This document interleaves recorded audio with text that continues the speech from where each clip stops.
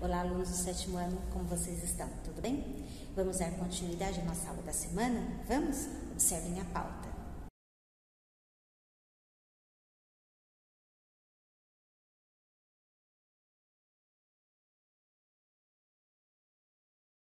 Pronto? Então, vocês viram que nós temos a correção do Você Aprendeu, que vocês fizeram na página 97, e vamos iniciar a 4ª unidade. Isso mesmo, estaremos iniciando a 4ª unidade. Mas antes da 4ª, precisamos finalizar a 3ª unidade, certo? Que é o que vamos fazer agora.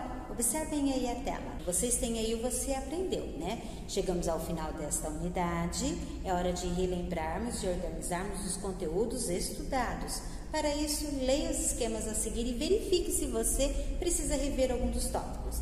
Claro que daí vocês viram com bastante atenção para poderem responder, certo? Então, nós vamos lá. Qual é o gênero que nós estamos trabalhando? Conto de enigma, certo? Foi esse gênero. Daí, vamos lá. A tipologia. Que tipo de texto que é trabalhando o gênero conto de enigma? É uma narrativa, descritiva e dialogal, certo? Ou seja, usa o diálogo. Narrador. Que tipo de narrador ela apresenta? Narrador de primeira, até mesmo narrador de terceira pessoa. O espaço. Em que espaço acontece? Na atmosfera de medo, insegurança, que mostra aspectos sombrios e incompreensíveis. Qual é o elemento principal? O mistério a ser decifrado. E os personagens? É a vítima, os suspeitos, o culpado, precisa ter um culpado, sempre tem um inocente e o principal, o detetive, né? Para poder fazer todas essas procuras. E o enredo? É uma elucidação de um mistério.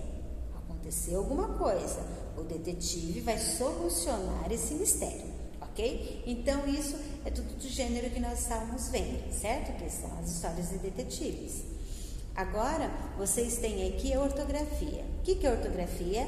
É a maneira correta de escrever as palavras. Simples assim. Se eu falo em ortografia, eu estou falando da maneira correta de escrever as palavras. Aí eu tenho lá. Escreva a seguir alguns exemplos das regras de ortografia que você aprendeu neste capítulo. Bom, aqui é claro que vocês vão colocar todas as regras de ortografia e ver qual delas vocês tiveram mais dificuldade ou menos. Que quando nós usamos o A com H, o A sem H, o onde, o aonde, quando nós escrevemos a palavra com S, o sufixo com S, ou então com Z, né? O traz com S, o traz com Z. Então, nós tivemos várias regras de ortografia que vocês vão usando aqui no decorrer de toda a aprendizagem de vocês, desde lá do Fundo 1, tá? Então, aqui vocês iriam colocar as regras, as quais para vocês eram as mais simples. Então, neste momento, não tem como eu dividir com vocês, certo? Daí nós temos iniciando... mas nós podemos dividir no nosso plantão, certo? Nosso plantão de sexta-feira. Tudo bem? Agora nós temos a 4ª unidade, isso mesmo, conto fantástico. Olha que maravilha! Nós saímos lá do conto das histórias de detetives, né? E agora a gente veio para onde? Do conto fantástico, isso mesmo, combinando fantasia e realidade. Então, como que eu posso escrever uma história, né? Trazer um conto fantástico, misturando a fantasia com a realidade que existe. Então, vocês observem essa imagem. Esta imagem é a reprodução de uma tela do pintor belga René Magritte. Então, observem com bastante atenção essa tela. O que tem aí? O que parece? Bom, embaixo nós temos o que? O mar, não é mesmo? Nós podemos ver a onda. O que é isso? Uma pedra, uma rocha. Observe que está lá no topo dessa rocha. Esta imagem que nós podemos observar no topo dessa rocha seria do quê? Observem com atenção. Parece um castelo, não é mesmo? Descreva o que você vê na imagem. Vou descrever para vocês o mar, a onda. Ai, que saudade da praia. O mar e a onda. Uma pedra flutuando em cima do mar. E no topo dessa pedra, um castelo. Descrevi o que estou vendo, certo? Essa obra de arte retrata uma situação real ou fantástica. Por quê? Bom, eu vou observar que é real. É real uma pedra flutuar em cima do mar? É real assim aparecer a pedra e no topo da pedra um castelo? Não. O que nós vimos aqui é algo fantástico e real. Daí, aqui está falando como você interpretaria, né, o que está representando na tela. Aí seria, né, como você interpretaria. Eu acabei de falar que nós temos aqui uma pedra que está flutuando no mar e no topo nós temos o castelo, certo? Daí, o que fala aqui? Para ser um texto, né, fantástico, eu tenho que usar a minha imaginação. Então, nós temos assim como um pintor exerce a arte da pintura, um tecelão, ao tecer fios e linhas, também exerce sua arte fabricar tecidos e tapetes. Agora, imagine se você pudesse fazer surgir o que desejasse usando um tear. O que você criaria? Leia o conto a seguir, escrito por Marina Colasanti, para saber o que o personagem criava com o seu tear. Então, olha só, vamos ser criativos. Nós temos aqui a moça tecelã. Com certeza vocês já conhecem essa história, né? Quando vocês viram o título, vocês já ligaram essa história. Por quê? Porque ela é uma história muito conhecida e nós falamos que é um conto fantástico. Agora, por que será que é um conto fantástico? Vamos ler a história? Vamos lá. A moça tecelã acordava ainda no escuro e logo sentava-se ao tear. Nada lhe faltava na hora da fome, tecia um lindo peixe, e eis que o peixe estava na mesa. Se sede vinha, suave era a lã cor de leite que entremeava o tapete, e à noite, depois de lançar seu fio de escuridão, dormia tranquila. Tecer era tudo o que fazia, tecer era tudo o que queria fazer, mas, pela primeira vez, pensou como seria bom ter um marido ao seu lado. Não esperou o dia seguinte. Tem um trechinho, começou a entremear no tapete as lãs e as cores que lhe dariam companhia, e aos poucos seu desejo foi aparecendo: chapéu emplumado, rosto barbado, corpo aprumado, sapato engraxado.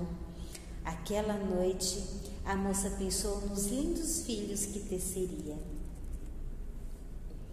E feliz foi durante algum tempo. Mas se o homem tinha pensado em filhos, logo os esqueceu, porque, descoberto o poder do tear, e nada mais pensou a não ser nas coisas todas que ele poderia lhe dar. Uma casa melhor é necessária, disse para a mulher.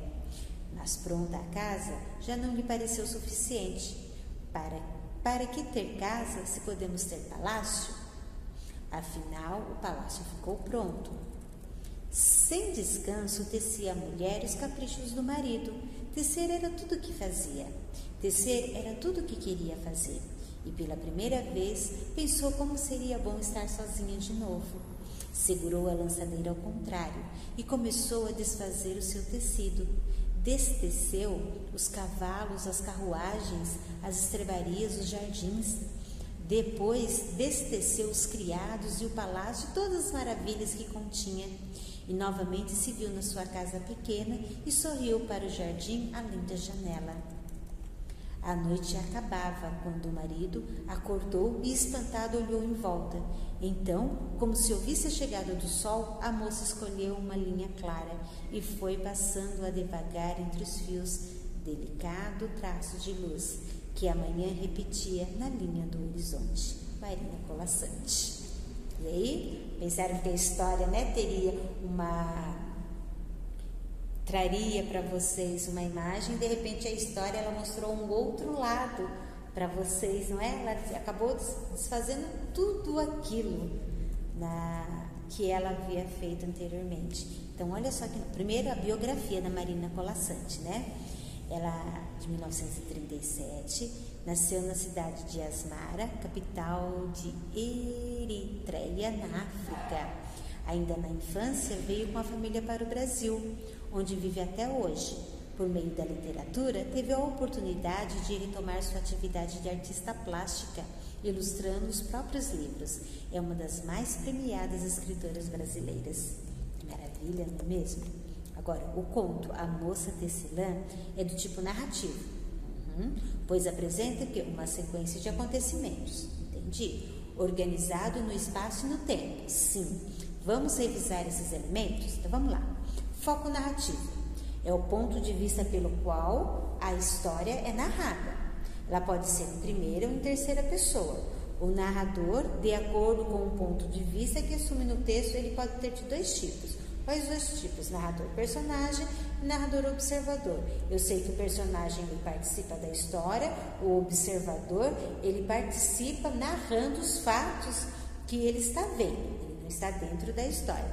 Personagem, que é o elemento da narrativa, né, em qual gira todos os fatos, toda a trama. O protagonista, que é o personagem principal da narrativa. Em muitos textos nós temos o protagonista e o antagonista. Quem que é o antagonista?